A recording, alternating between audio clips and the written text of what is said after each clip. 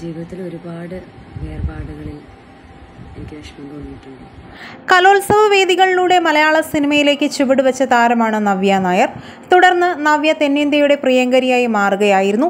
മലയാളവും കടന്ന് തമിഴിലും കന്നഡയിലുമെല്ലാം സിനിമകളും ചെയ്തു.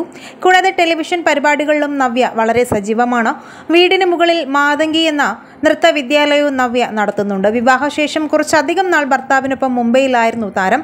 കുഞ്ഞു പിറന്ന് അറിവായ ശേഷമാണ് നവ്യ വീണ്ടും അഭിനയം സീരിയസ് ആയി എടുക്കുകയും മലയാളത്തിൽ സിനിമകൾ ചെയ്യാനും തുടങ്ങിയത്. വളരെ സെലക്റ്റീവായ നടി ഏറെ ചിന്തിച്ചാണ് സിനിമകൾ ചെയ്യുന്നതും. നവ്യ മുംബൈയിൽ നിന്നും കൊച്ചിയിലേക്ക് തിരികെ വന്നപ്പോൾ മകനും ഒപ്പം വന്നു. അമ്മയെപ്പോലെ നൃത്തത്തിൽ അഭിരുചിയുള്ള ആളാണ് മകനും. നവ്യയുടെ ഭർത്താവ് സന്തോഷ് വിദേശത്താണ്. ഇരുവരുടെയും അറേഞ്ച്ഡ് മാരേജ് ആയിരുന്നു. വളരെ വിരളമായ മാത്രമാണ് സന്തോഷിനെ നവ്യയ്ക്കും മകനും ഒപ്പം കാണാറുള്ളൂ. അതുകൊണ്ട് തന്നെ നവ്യയും സന്തോഷും വേർപിരിഞ്ഞുവോ എന്നുള്ള റൂമറുകളും ഒരിടയ്ക്ക് ഉണ്ടായിരുന്നു.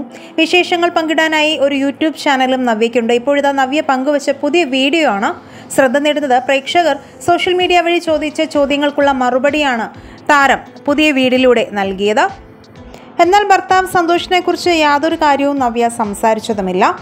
സ്ത്രീകൾക്ക് ഫിനാൻഷ്യൽ ഫ്രീഡം ഉണ്ടായിരിക്കേണ്ടതിൻ്റെ ആവശ്യകതയെക്കുറിച്ചാണ് പിന്നീട് നവ്യ സംസാരിച്ചത്.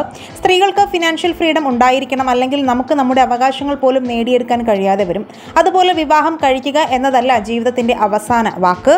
എന്നെ ഞാൻ കൂടുതൽ സ്നേഹിക്കണമെന്നും പ്രയോറിറ്റി കൊടുക്കണമെന്നും എനിക്ക് തോന്നി തുടങ്ങിയത് വിവാഹത്തിന് ശേഷമാണ്. നമ്മളെ സ്നേഹിക്കാൻ നമ്മൾ സമയം കണ്ടെത്തിയില്ലെങ്കിൽ നമുക്കൊപ്പം ഒരു പട്ടിയും ഉണ്ടാകില്ല.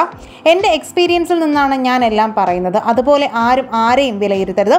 കാരണം അവർ വന്ന വഴികൾ നമുക്കറിയില്ലല്ലോ. എൻ്റെ പേരിൽ കുറച്ചുനാൾ മുമ്പ് ഒരു ED കേസ് വന്നിരുന്നു. വർഷങ്ങളായി സിനിമയിലേക്കുള്ള ആളല്ലേ എന്നതുപോലും മറന്നുപോയി. ആളുകൾ അസഭ്യം പറയാനും തെറി വിളിക്കാനും തുടങ്ങി. ഒരു ഫോട്ടോ സോഷ്യൽ മീഡിയയിൽ ഇടും മുമ്പ് 10 വട്ടം ആലോചിക്കുമായിരുന്നു. ഇപ്പോൾ ഞാൻ എനിക്ക് വേണ്ടിയാണ് എല്ലാം ചെയ്യുന്നത്.